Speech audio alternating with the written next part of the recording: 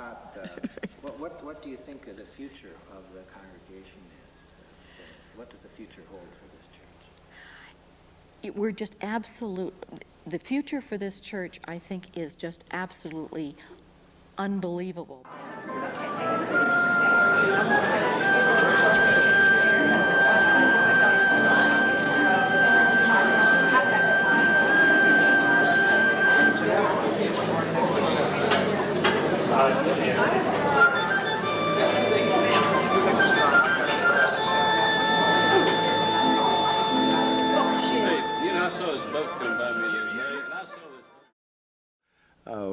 What keeps us together is the Word, and that's how this congregation started. Started as a group of individuals who were here and had a feeling that they hadn't found a church home, and they had a feeling that they needed to study God's Word, and they gathered to do that, and no one asked, are you Lutheran, are you Presbyterian, are you Episcopal, or what are you? It was from a need of a group of Christians to get together and to study God's Word. And I think having evolved from that, you evolve from a basis of not being concerned how you do it, but what you're doing and what you're hoping to gain from this. And out of that group, most of whom were here today, there grew a very tight circle of friendships, and they fellowship, and they took care of each other, loving and caring, and that attracted other people. They were attracted by the feeling and the spirit, and it just grew from that. And with that kind of a solid basis, I don't see how doctrine or anything man-made put onto our religious beliefs could overpower that. Okay.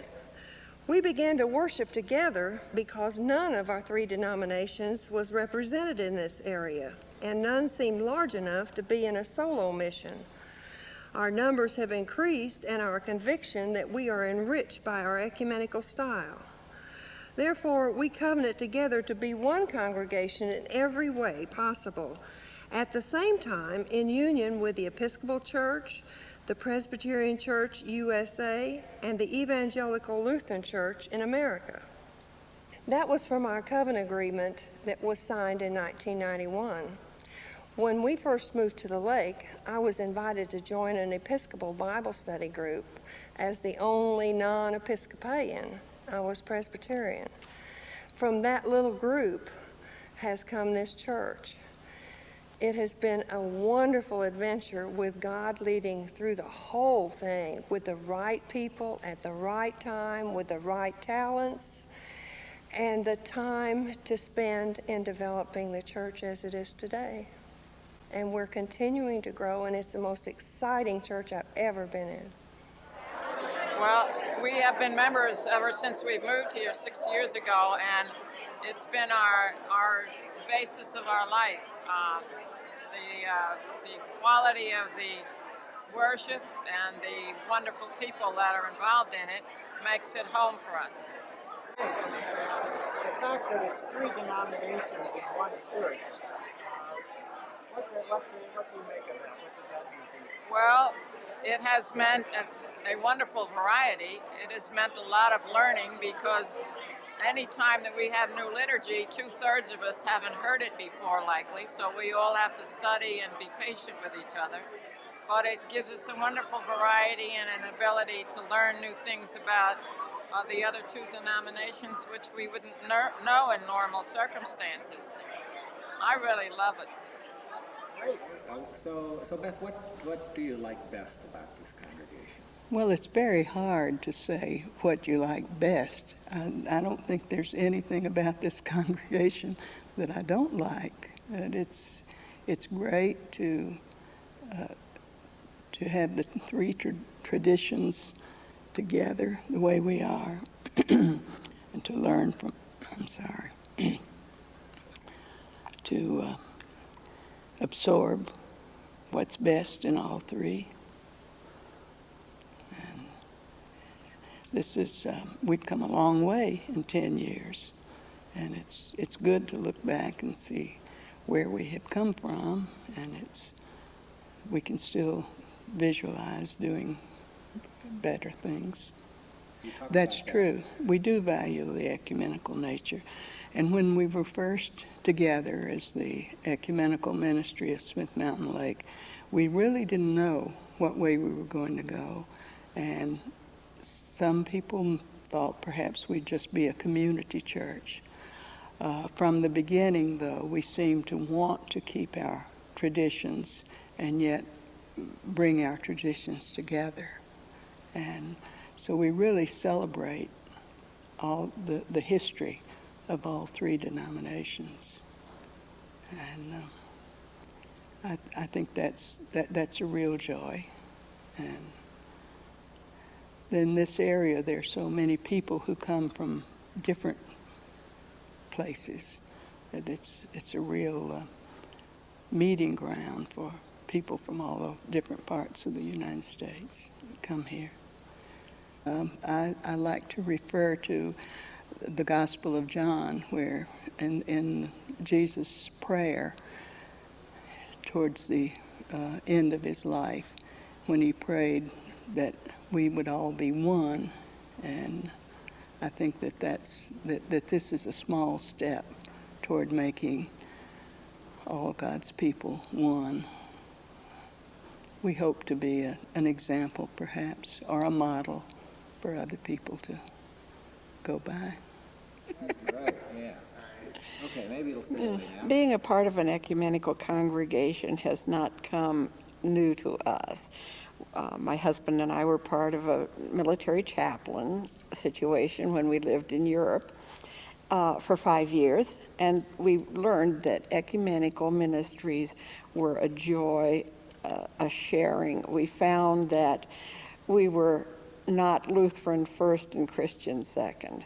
That Christianity came first and all Christians could share the love of Christ, share in the promises of Christ. We've thoroughly enjoyed sharing the richness of all three denominations, finding out that Lutherans don't always have the right answers for everything. But we have a lot of things to offer to people of the other denominations. And it is wonderful to share all of those together. What I like best about this particular parish is that although we know there's three congregations to make the one church, none of us seem to know who belongs to what. And I think that makes a great Christian fellowship. And in fact, we were talking just before we came in here that we're just coming together in a Christian way and not concerned about if you're from a Lutheran church or Episcopal or Presbyterian. What I also enjoy about it is that I'm learning from the other two congregations when we do have the service for both of those other two congregations. And it's something that I've always enjoyed. And why not? This is the way to go. You know, it's not something that you should be concerned about. We're all worshiping the same way. And there's very little difference between us. Well, the three denominations in one congregation, we get the best of all of the three denominations, and we're also able to, so to speak, break new territory in inventing our own ways of doing things. I don't know if it's been mentioned, but one of our members, Reverend Bruce Cook, terms it as a well, I can't think what it is now, so a fruitful tension in which we try to maintain the integrity of our three denominations, but we're also able to, as I say, break new ground in doing things new ways and utilizing the traditional plus the innovative. Well, there's a great deal to like about this congregation, and what is it I like best about it? I would say it's the spirit that moves in this congregation, and the diversity as well. We are not all so tied up in our own conventions and our own dogma and so on that we are not open to what other people have been used to practicing and so on. And I think that's one of the things that keeps this congregation lively. We respect everyone else's feelings, and we respect the backgrounds from which they have come, but we don't cling to our own, and we don't tell each other our way is right, your way is wrong, and so on. Let's find a way to do this together.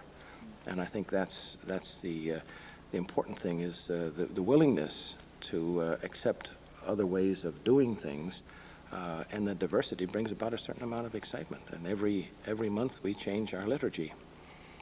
But there are certain basic elements of this that are preserved, and so we have the Lutherans always sitting in the back. I mean, they cling to that part of the convention. I would say yes. All the members of this congregation take the theological part of this very seriously, over and above the denominational part of it, which is what makes this work too.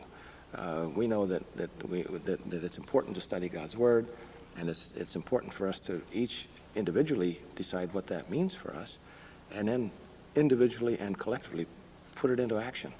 And I think everyone seems to be agreed on that it's more important to be a loving, caring Christian than it is to be a Lutheran or Episcopalian or a Presbyterian. And I don't know what the special circumstances that made that happen here, because I was not here from the beginning, but I do know that from as long as almost 3 years ago now, it was here, and this was a special congregation, and you could feel that when we were worshiping in the Catholic Church. The Catholics had their Mass on Saturday night, and so we had their church that we could use on Sunday mornings. You walk into that church for the first time, and there was just something special happening here. And it had nothing to do with denominational differences. It was all basic theological feeling. It was basic Christianity put to work. And there's just nothing more exciting than that I have found in any church we've been a member of.